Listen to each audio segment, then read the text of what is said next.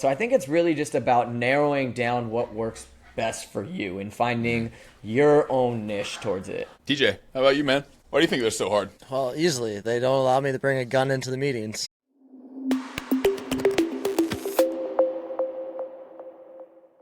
What is going on there, boys? How y'all doing? Life's good, man. No complaints. Glad to be here with you guys. I look forward to these Saturdays, and I'm looking forward to this conversation today. I think this can help a lot of people, honestly, in the fitness industry. I can tell you got a dog. Yes, sir. I got two. Dude, he got his dog. I can hear. Dude.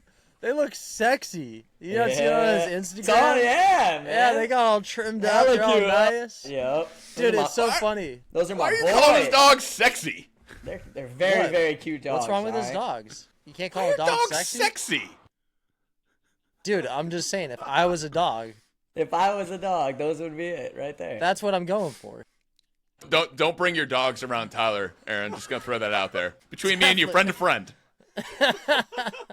Dude, But They're good dogs. They're good dogs. oh, I have Yeah. no doubt. But They're today good dogs. we are talking about closing first sessions and the struggle that happens with trainers in that time. So yeah. what I want to ask you guys here as we kind of transition into today's topic, why is it so hard? Like, what's the challenge there? I think the most important thing is lack thereof confidence whenever you're starting off. Be good at sales. It takes not only practice, but it takes a skill of getting to know your personality a little bit better and the way that you want to come off. Some people use sales to come off extremely strong. Some people take a little bit softer approach, and they utilize more of a comfort emotional feeling to draw in sales. So I think it's really just about narrowing down what works best for you and finding your own niche towards it. DJ, how about you, man? Why do you think they're so hard? Well, easily. They don't allow me to bring a gun into the meetings. I mean, that do it. I mean, just straight up, hey, Buy buy training these now. sessions or I'll kill you. All right. Nobody's not buying if they have that out. I mean, it's a winning strategy. I will give you that. But, like, Very I short can't term. imagine repeat business. Yeah, very short-term win, that's for sure. what are you talking about? As soon as they sign up, I have their address, I got their family contact, I got everything. What are you, the mob? No, I am not the city government. I'm not the government planners handing out contracts. I'm not the mob. That is the mob. You ever try When to did get like this something become a political podcast? Everything's political. All right, the reality, like the biggest thing, as Aaron was kind of pointing out, when you go into like your first like meetings or your first consults, whatever you want to call those first fitness meetings, where you're having to meet a stranger and you have never done something outside of working on yourself, or maybe with some schooling or maybe a certification, and you're going to apply principles and some knowledge, you still have to gain those people skills of being able to look at this person in front of you, not like a bag of coin that's going to be going into your pocket, but as a human and understanding what they're looking for from you. And that is, they are looking to change something about their life, and you are what is their golden ticket. You are what's going to fit that need. And before you recognize that, you have to understand your style and how you're going to pre-program, like what is everything. And until you gain that confidence, it's tough. It's it comes with practice and time. Yeah, 100%. I also think an important thing is people are spending a lot of money on this kind of stuff, and at least for me, it was a big issue. So I didn't grow up with a lot of money. I didn't grow up in a family that made a lot of money. So when something is a very high value ticket, like $1,000 a month, for me, it screamed like, oh my God, this is a lot of money. Like, no. There's no way somebody can pay this much for personal training. So you almost shoot yourself down before you even try to make the sale by keeping your hands in their pockets. So I think that is something that you have to you have to get over that in your own, right? You have to be able to fight that on your own, because their money is not your money. And, it might be a very important purchase for them. Their doctor might have told them, right? I mean, you never know what the reason is that they're hiring you, but that's a big one for me, is you have to kind of keep your hands out of their pockets and realize that it's a big spend for you, but maybe it's not for them. Well, one thing that used to really get me about it was, why am I worth that? That sense of reflection of self. It's $1,000 might be a lot of money, but if someone tells you, hey, I spent $1,000 to create this business, or I spent $1,000 to, I don't know, get big old tits, whatever, it's the value offering that you're spending the money on versus what they're receiving. I find, like, if someone said they spent $1,000 to save their life, easy money to make, right? Yep. So it's, how are you worth that? How is your confidence meet that value offering like Tyler was talking about. Yeah, correct. I stand by the idea that until you've done it a couple times, it's like going back to our conversation we had prior to us starting the recording. Aaron, we're talking about you jumping off the rock. Like, you don't think you can do something. You're so fearful. And it's like, oh, what's going to be the result of this? Until finally you jump off the rock, you land in the water. You're like, okay, that wasn't so bad. I can probably do that again, and then again, and then again, and then soon you're doing backflips off of a 20-foot rock. Yeah, it's all repetition, just like anything. I mean, just like in the gym. These people are coming into the gym to get results. We know it's going to be all repetition. Same thing in business, same thing in sales. It's all practice over time. Yeah, no, Tyler, Aaron and I did not get the courage to backflip off that rock. Yeah, I distinctly remember that being you and me and Tyler going, would you do that? It Fuck didn't no. matter how many times I climbed up on that rock. It was never going to be a backflip. I promise that. Dude, I swear, if it wasn't for that 10-year-old kid that came by and was like, hey, excuse me, can I go first? And then stood and stared me in the eyes.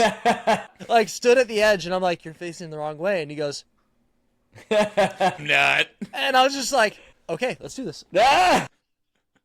All right, I'm not going to let that little 10-year-old just look me right in the eyes, just like, bitch. Yeah. And just, all right, let's bring Can't get this back. shown up. No, but... No, I think that's a very valid point is you do have to get repetitions, gain confidence, and the only way to do that is just you're going to have to fail on repeat. But I think the goal is to get people to fail forward, right? So we're learning as we make mistakes, learning as we make failures, and going that route. So I do want to shift the conversation a little bit more towards what are some best practices that trainers can take going into them? Which I do have two off the top of my head, and I'm very interested to hear what you guys have. But my first one is having a professional attire or showing up in a professional manner. So do you meet the person when they're walking into the club? Do you meet them with a firm handshake? Do you have a plan? Are you presenting yourself in a manner that represents the price point that you're asking for? Are you asking for $1,000 a month, but are you that guy that's walking in there, you got your shirt untucked, you look like crap, and hey man, yeah, I'll train you? Or are you someone that represents that value offering? And the second one is, do you actually build a vision? I find trainers at the beginning do a bad job on thinking about things in a longer term and portraying that vision to people. Because we're so right here, right now, I need to get the sale today. So we're not really talking about what 6 months, 3 months, 2 months really starts to look like. So those are my two big, we'll say, best practices is show a professional and then build a vision for people in the longer term. Yeah, you just had like my code word, which is vision. Is I take out the idea of goals. I used to say like, what are your fitness goals and this and that, and it sounded so cliche when I was always saying it. And now when I have somebody and I sit them down, I explain to them like what they could expect immediately. As I set the expectations.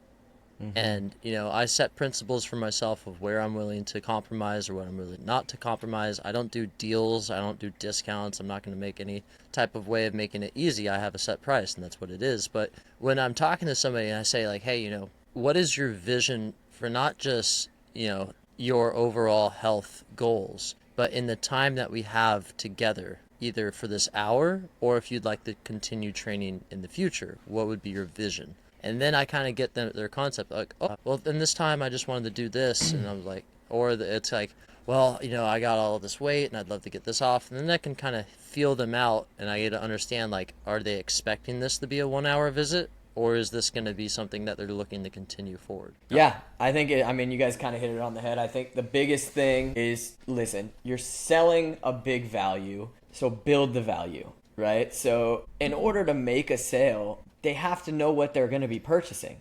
So why not, instead of automatically just throwing it down on them right away, teach them a little bit about it, educate them a little bit about it, show them the value. So at the end, why would they say no? The value's been made. They understand what they're receiving now. They understand that they're going to reach this goal within X amount of time. They're going to understand that it's a weight loss journey. They're going to understand that you're helping them, guide them through nutrition.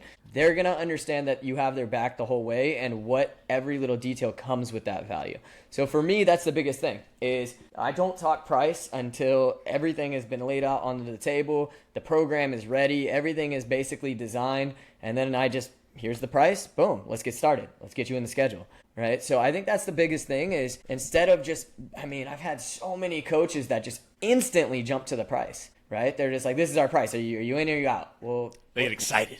Yeah, what are they in for? You haven't even pitched them anything. I know you look good, but that's not enough, right? It's like going on a first date. Unless you're like this amazing, good-looking person, like people aren't gonna jump on you like that. Like you got to build your value. You have to. I mean, to me, that's the biggest thing. And so that's the most important thing: is don't ask for the sale right away. Make people feel comfortable, make them feel safe, make them feel heard, and that they're gonna get what they're actually trying to pay for. You know? No, it makes perfect sense.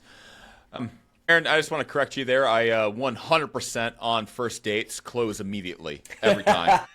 First 15 seconds, I walk in and really I just say, "Come on, honey, get in the car." Yeah. But exactly. picking up what you're putting down, I understand it's a struggle for a lot of people out there. The beard game.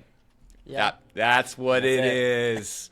I always knew it. Makes up for 90% of the personality.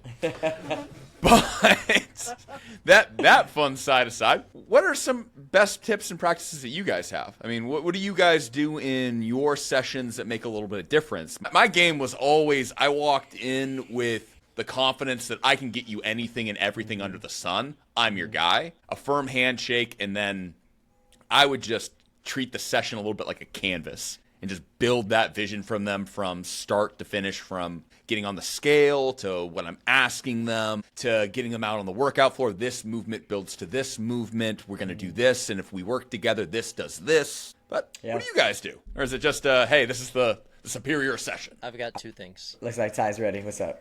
Two things. Really, really, really good things. One, I keep asking questions. I get to root of anything. And number two, I will make a personable connection, whether that's where they've lived, something with their kids, something in their history that creates a emotional connection to us as people. Oh man, this person was telling me, yeah, I'd love to be back skiing. Oh, skiing, great. No, my dad was a U.S. Olympic skier. Oh wow, cool. Where do you ski at? Oh, I usually ski at Palisades. Oh, it used to be called Squaw, and it kind of make a joke. Or whatever it is. Like, find an avenue to create that personal connection, and that's what I find is establishes kind of like trust in somebody when they feel like, okay, this is no longer just a random guy trying to talk to me. Is I'll stop them in the first couple seconds of like while they start talking about their journey or history, and I'll try to make an emotional connection right then and there. And then the secondary part I kind of forgot. Oh no, because I heard the dog bark. I knew it. But the entire time, I'm like, there's no way he remembers number 2. Because I didn't remember my number 2. I had to remember it mid-conversation. No, because I heard the dog bark, and I was like, oh, Ryan's probably mad about that. No, I don't know what you're talking about. So I'm on board with that, though. I think it's about building an experience that flows extremely well. Everything crossfires into this flow. You hit on every detail. You ask every question under the sun, and you undo any reason for them not to say no or for them to say no in the beginning. Also, you cover all movements, right? We talk about not only their goals, but we talk about their movement patterns. We talk about how we're going to basically get them to where they want to go, but what steps we have to do in order to get there. And so with what Tyler was saying, I think that's the biggest thing is you have to create that kind of experience, ask all the questions, and make them feel confident in your confidence, right? Yeah. So it's kind of selling yourself before you actually sell the package, whatever you're trying to sell. Unless, if you're Ryan, you are the package. So that was what the second one was asking questions. So if somebody were to say like, oh, I've got this knee issue. You have that knee issue? For sure he's going to say, just be the package. Be the unit. That is That is it. You are selling you. That's the thing. You're not just selling personal training. Like, you're selling you, that you can get them to their goals and that you have the knowledge necessary. At the end of it, they should be, especially if like you're on the sales team and you're pointing them at a different coach. This is the thing. If you're doing a good job, this person will literally say, but I want to work with you, right? That should be the end all, right? Like, that's it. Like, if you get such that, a good feeling. Yeah, you made the sale. Like, you have proven that you are who that you're claiming to be. And so for me, that's proof to me that I'm doing a good job, because usually for me, I'm not selling myself anymore. I'm selling my coaches. I'm selling my team. And so usually that for me is it reiterating that, that I checked all the boxes going into my sales pitch. And just remembering the small wins, as you start to come into it, the first person that you start training, the small wins, is really invest yourself into those first couple people that you get on, right? You don't have a big schedule. If you're a new trainer, like, you got 40 hours a week that are completely open. You're filling it with scheduling, learning, watching other people, maybe shadowing some classes, like doing whatever you can to be like of use to the facility.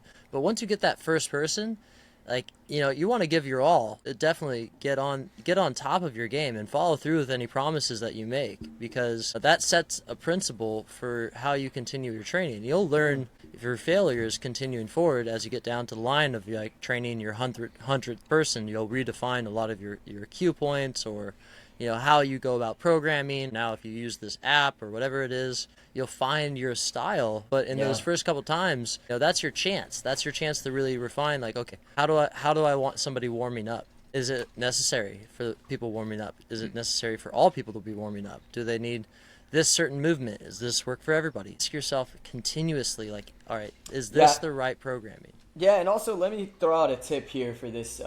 I think it's very important to know that you're not going to close every deal, right? And that's okay. But the big thing that you need to make sure you do is never let somebody walk away without any other point of contact coming, meaning they should be in your schedule for something else, right? Like if they're like, oh, I'm not sure, I got to think about it. Okay, don't just let them leave, right? You get them into the schedule. Whether that be, hey, let's meet again and talk about the program in further distance. Let's meet again and I'll give you a complimentary workout. Whatever it is, let's meet again and go over your nutrition. Like, let's have you start using MyFitnessPal, and within a week, let's look over what your nutrition has looked like over this last week. Like, there should be some point of contact with seeing them or hearing from them again on the calendar.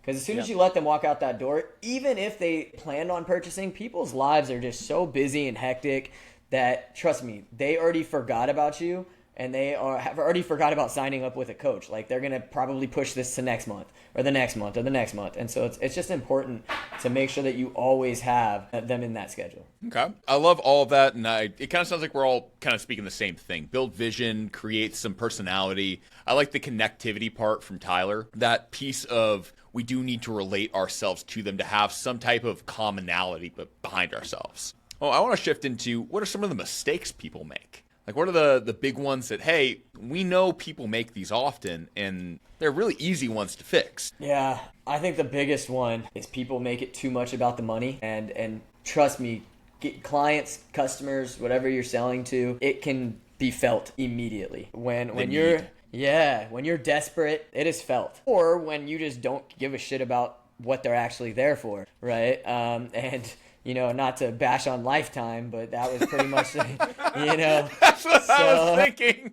I'm like, where have I heard this before? Not to throw Lifetime under the bus, but it was never about the client, right? It was always about the money. And so for me, that's a big one. I think that's a big mistake. That's very easily fixed. It's have a fucking heart for what you do. Don't be in this industry unless you're passionate about getting people results, because when you're passionate, the clients will follow, the sales will follow. Yeah. Love that. My biggest thing would be, don't feel afraid to tell people no. Or in a response of, like, don't try to always think that they're going to be right in every scenario. Like somebody like, oh, I was thinking I would just, come in, I would just do like one class a week and that'd be good for me. Yeah. Like, you need to nip that in the butt. Be like, okay, well, you're the based fitness on professional. what we talked about today, that's not going to get you to anywhere near where you want. Is you have to set that precedence of, and not saying like, oh yeah, no, I completely understand. Yeah, if you're just getting started, like once a week would be cool. Like, don't devalue what you know to be true. Yeah. If something is not in a vision, if somebody's like, hey, I want to lose 50 pounds in the next year, but I can only make time once a week, it's like, okay, like, what's more important to you? Do you want to lose the weight, or do you want to just have a gym membership you pay for? Mm-hmm. Because that's I all think you're that's doing. I think that's great. I think that's a big one is, why are you coming to us? I mean, we're the fitness professionals. Don't come to us to tell us what's best for you, right? Like, it makes no sense. But right? that's Like, every person walks in. What do I need to be doing? I need to train 4 times a week. Is that based off of some degree? No, correct. You worked as a trainer before? I get it all the time. Haven't. I think I'll start with 1 day a week. Well, guess what? No, not at my gym. You won't, because I want you to see success. And 1 day a week is it's just not gonna get you there. And so I think that's probably the best one that I have. No, that's phenomenal advice. You are the professional. Be the professional. And if they're saying they're going to do something that's wrong, don't just capitulate for them. Fight back on it, because they respect you for it. Well, and I also think on that exact thing that he's saying is, like, don't be so quick to Tyler. don't be so quick to jump to a sale, right? Like, don't be so quick to be like, to beat yourself up thinking, oh my God, I can't make this. I'm going to make something cheaper. I'm going to give them an easier option, right? Just stick to your guns on what you know is best for the person standing in front of you. Go ahead, Tyson. What do you got? So anyway, Aaron, as we were saying there, how are your dogs? Dude, did you guys see that I got this? Was that with your Moana necklace? Was it held there? All right. So anyways, I lost it. Fuck you guys. Again? I hate you guys so much. Man. I can't tell you. All right, so so I'll much. say mine now that Tyler obviously doesn't have anything to say. That's why I raised my hand, so I get called on. Just forgot to formulate the question. Okay, Mine that's was, what it is. I got it. All right, what do you sorry got? to cut you off, but I'll forget it again. As a trainer, recognize that the common sense thing, the commonality between a trainer versus a normal person is what we think would be like, oh, they should understand this. They don't. I've had so many clients where I'll be like, hey, today's going to be a push base. We're going to be doing quads. You know how many times I've gotten this question? Quads are on the back of your legs, like these guys, right? And I'm just like, that simple type of thing where we're just like, quads, big quads here on the front. Yeah. Where we're like, we feel like we're telling a toddler, like they don't know.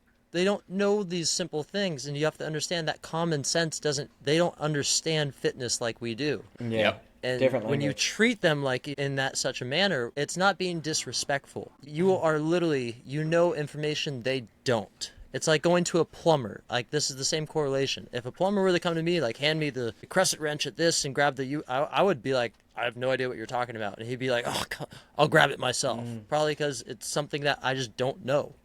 That is what training, and that's what the human body is to the most of the general population. Dude, 100%. That's you actually stole mine, but I'm really happy you did, because I think, well, no, that actually is a thing. great point. Is a lot of times we are very quick to want to be the expert, be the professional, and this was the first half of my career. Was I needed to be the smartest person in the room, and every single person I would sit across. Yeah, there would be a lot of people that would go, oh my God, this guy's so smart, and sign on the line. But the other half would walk out of that going, I don't know what the fuck that guy was talking about. Yeah. And would have this horrible experience. I was still getting clients and building a business. So like it felt like, oh, I can keep going with this. Yeah. Man, it was a bad reputation to You have. know what? I think that's a good point in a sense of also don't talk yourself out of a sale.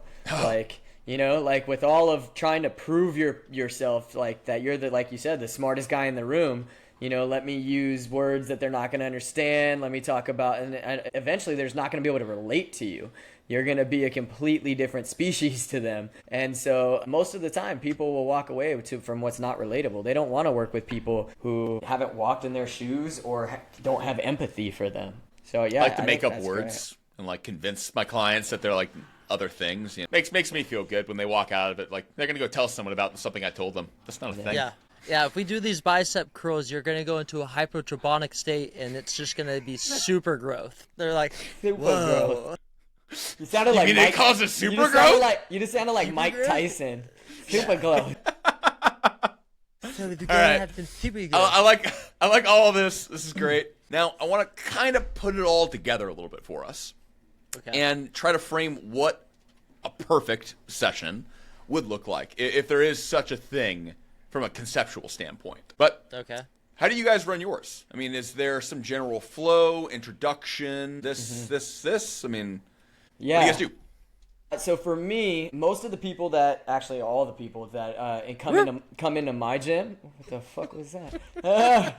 I want to give him a taste of his own medicine. The one thing that always happens in my gym, because we're a studio-based gym, we're not a membership-based gym, we don't have walk-ins. I've already spoken to these people, right? So I've already had the setup. I already kind of illustrated what the session is going to be about, and then I follow suit with that. I touch base on every single thing that I talk about on the phone that we're going to go over. So what it usually looks like, we already have a date in place. We come in, I meet them right at the door. We walk in, and the first thing we do is we sit down and we just talk. Why are you here? What do you want to accomplish by hiring a coach? And so for me, it's kind of already a benefit, because in my facility, I'm skipping one step. Many of your guys at the gym facility, it's just client or people coming in as a membership, and you're trying to cold sell. For me, it's more of a hot sale. These people are already coming into my doors looking for personal training. So the introduction is, what is it that we're looking to accomplish?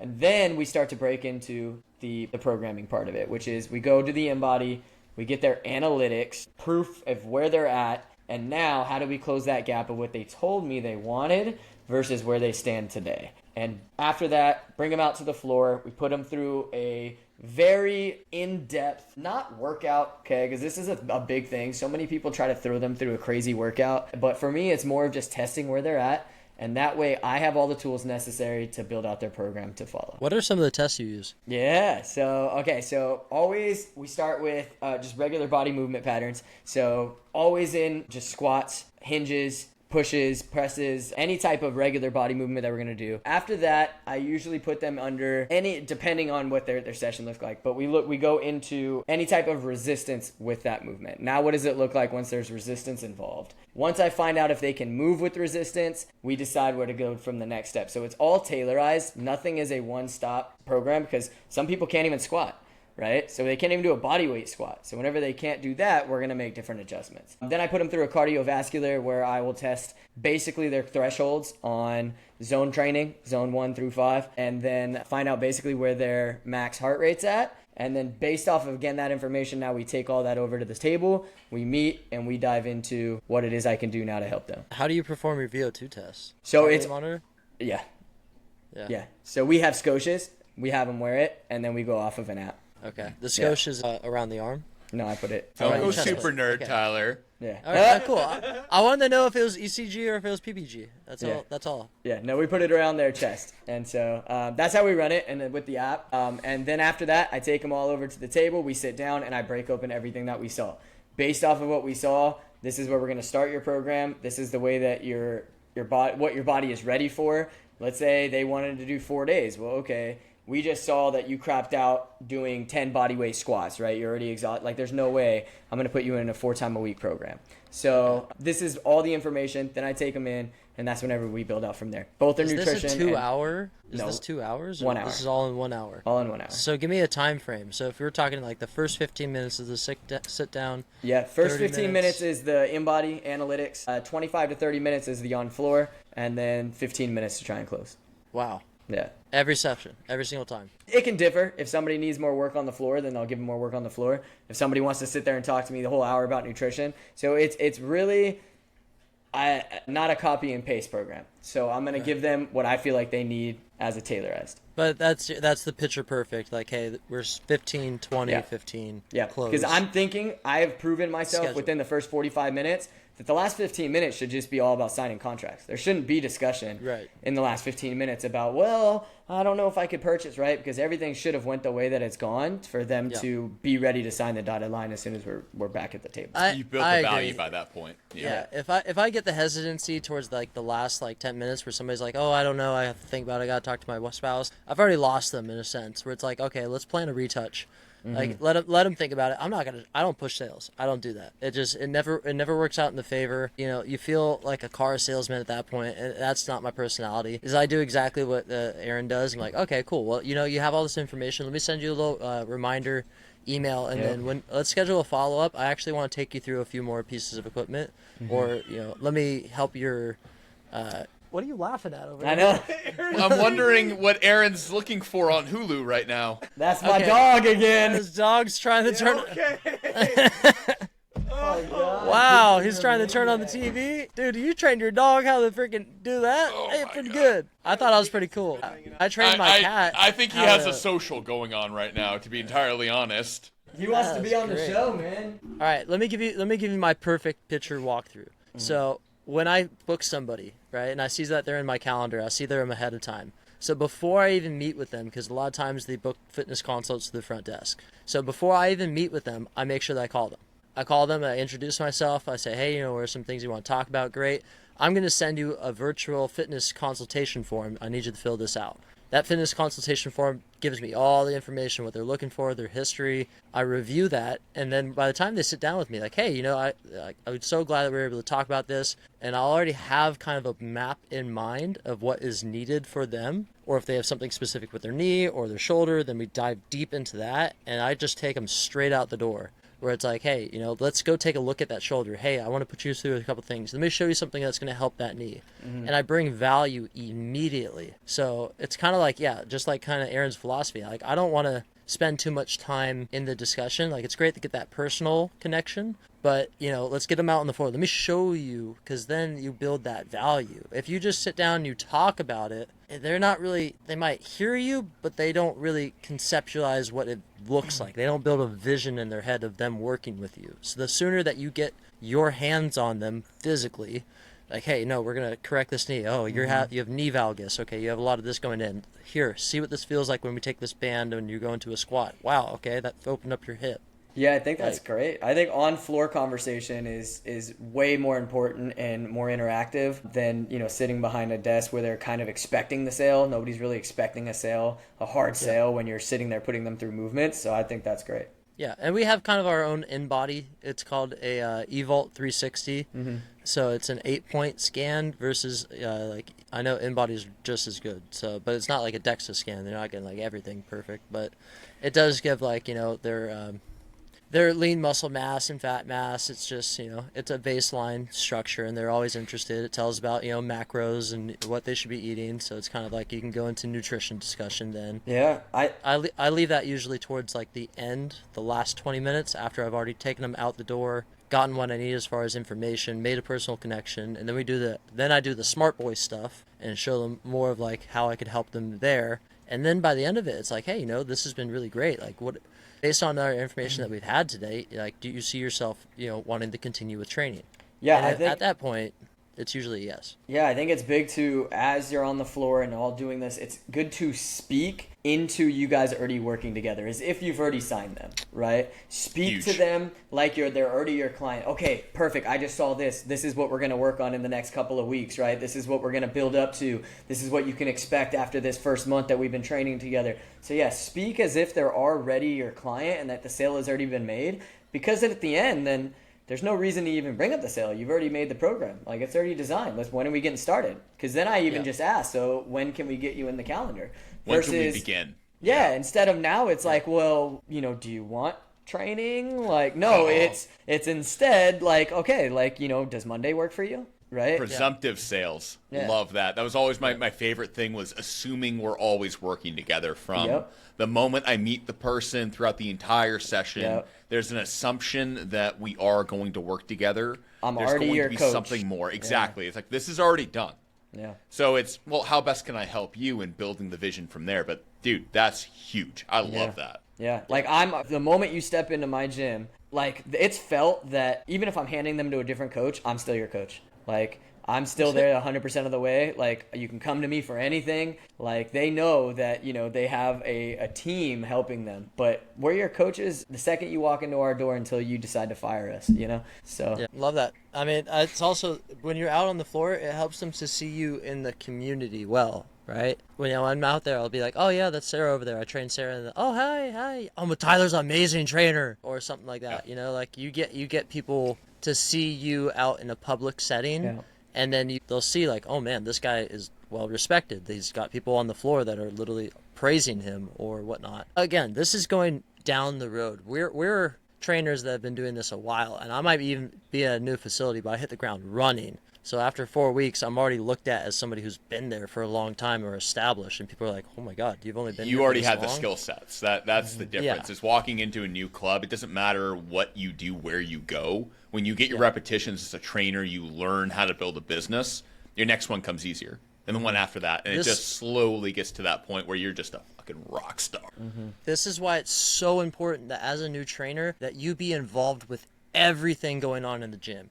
If they're having some type of club function, you're there. If the front desk is needing a little bit of assistance, you're going to be there. Learn everything, how the club walks in and operates. I don't even care if it's the janitor and you want to meet them and get to know a conversation with them. The more people you meet with and connect with, the more you establish yourself in that setting, and people will know you. That's the biggest thing. Become friends with the sales team. Screw the janitor, screw all the front desk, screw them. Sales team. That's the only people that matter. My front desk. Totally kidding. My front desk is definitely part of my sales team. Oh, Donnie, your front desk should be your best friend as a trainer. Like, all jokes aside, that front desk person better think you walk on fucking Oh, water. hell yeah, man. You know how many Dude. people come up to the desk like, hey, I want a trainer?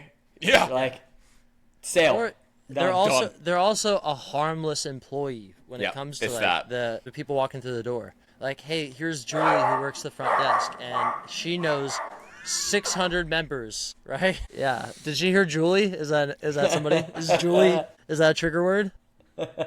God. Julie. And users. Yeah. They're harmless people for them to know. So, like, I made a deal with my front desk people. I'm just like, hey, like, if you guys know somebody that's like, hey, they could use a trainer, and you book them on my schedule, I'll give you the first commission off the sale. And they're like, oh, we don't make commission, and they're all hyped up about it. But I'm in with the front desk because that's the people that are gonna tunnel it to Absolutely. me. So Tyler's solution is bribing. Yeah. All right. Totally. I mean, it's a strategy. Do what I mean, works, man. Absolutely. I guarantee you they're going to be coming to him over anybody else whenever they make a So sale. Tyler bribes. He works with the mob, and apparently he extorts people into sales. From what I've gotten from this podcast so far. Sounds like Moana to me. Buy or die. All right, we'll get that on your business card. No, but I agree with all that. I think building the vision, taking people through it, and then just providing an overarching service, something that exceeds the value that you're getting there, is huge. And then ultimately, I've always believed in the 80-20 rule. Is 80% of the session, they should be the one talking to me. And there's that 20% element where, yes, at the very end, yeah, no, I talk. Like, this is what we're doing now because I need to build the vision and kind of really convince that person to make that endpoint. But I got to be honest with you, I never really had a structure for my introductory sessions. Never. It was always just a firm handshake. Hi, I'm Ryan Tullis, and how can I help? It's kind of a feel out from there. Yeah. My How can I help you? question is, so why are you here? Yeah, exactly. That's literally my biggest opener is just like, so here's the layout, this is the expectations, just letting you know this isn't like a sales meeting. I'm not trying to throw training down your throat. I just want to know what brings you here. How can I be of service? Yep. Yeah, it's huge. Just disarming Yeah, people don't- and don't- going. It's like you didn't show up because this is a free session. Like I'm Yeah. sorry. No one shows up for a free 1 hour session somewhere and like actually shows up to it. Yeah. There's a reason. Don't underestimate those words. I mean, that's great. How can I help you? What are you here? What are you here to do? And how can I make it?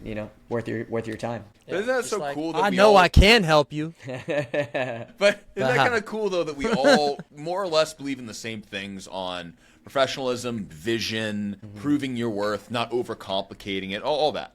But how we're going about it is so different with it. Tyler's doing all this legwork ahead of time with sending these questionnaires and everything. Aaron already has a pre-built kind of system put in with a lot more tests and things happening there. And me, I'm walking in. You want to buy training? Yeah. But I think the biggest takeaway is that we all have, and I think this is why it makes us so good at our job when it comes to sales, is we actually care. Like, we're all in it for these people. Everybody that comes into my door, everybody I'm guessing that walks up to them and theirs, we actually care and want to help. And people can feel that. And so just make sure that it's a passion of yours if you're in this career and not something like you're selling sleazy cars. This is something that we're truly in this because we believe this is our purpose. And so we hope that, you guys feel the same way being in this industry because it makes it a hell of a lot easier to sell. When you actually care, it makes it a hell of a lot easier. It makes those losses not hurt too. It's just walking into it with a mindset of, I'm just going to help this person out, or I'm going to provide this value, or this person's already here for something, and you get the immediacy out of there. Even if you miss, all right, that's the thing. I'll follow up with them next week. No big deal. Moving on to the next one.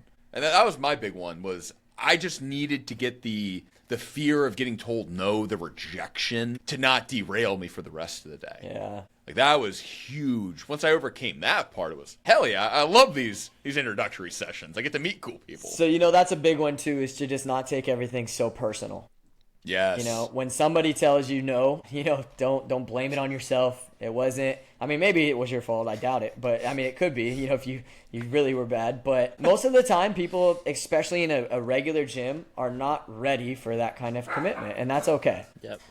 Here's the back end, right? This is the last part of like the sales. This is just really with the idea of closing. Okay, you do have some people who look at the price and go, that is too much. They are actually in a state where it's like, I can't spend that money. You need to have something that's a low ticket offer that will still bring and provide value.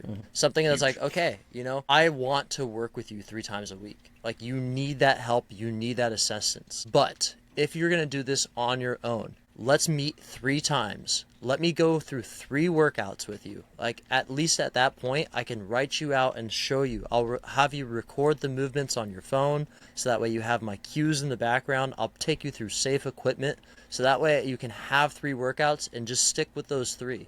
Like, you don't have to, like, you want the big program because you know the big vision, but if they can't fully invest all of that, okay, I get it, like, in that stance, like, okay, you really can't invest all this money at this time. Totally understandable. I still want to help you. This is what I can do.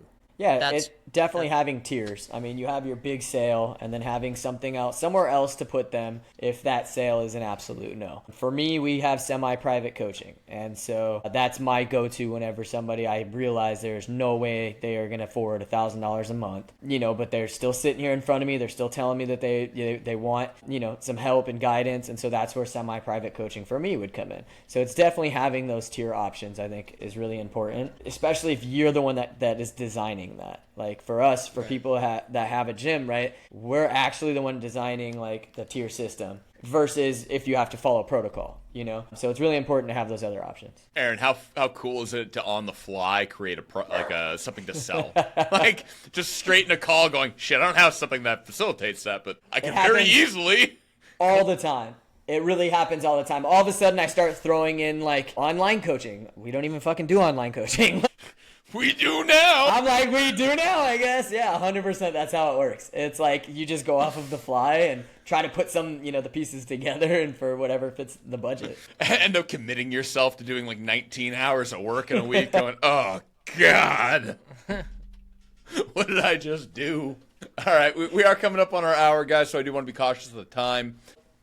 Just to put a bow on it, Aaron, I'm going to throw this one on you. Put a bow on how could a perfect, if there is such a goddamn thing, perfect training session or that first introductory session go? What are some best tips? And what are some things to avoid? What do you got? Yeah, so I think just hitting back on the key points that we tackled, I think it's really important to, one, have confidence in your ability, know your education and know what you stand by, and then show that to the people that are in front of you.